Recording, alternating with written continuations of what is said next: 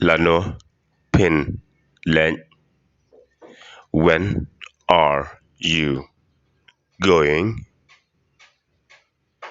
Sa ri Portugal, to the country Portugal.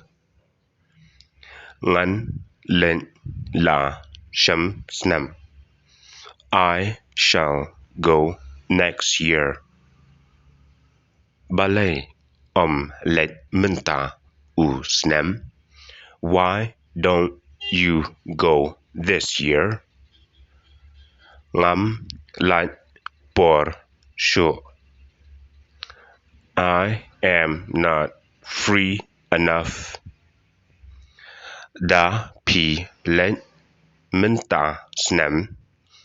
If you go this year.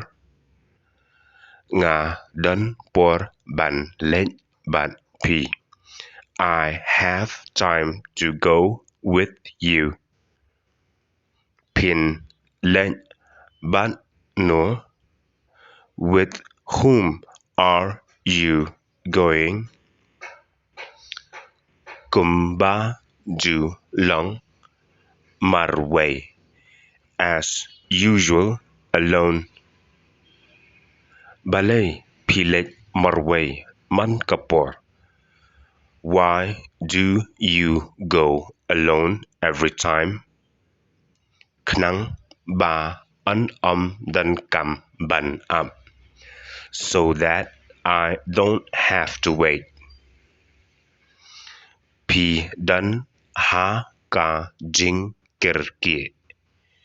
You are in a rush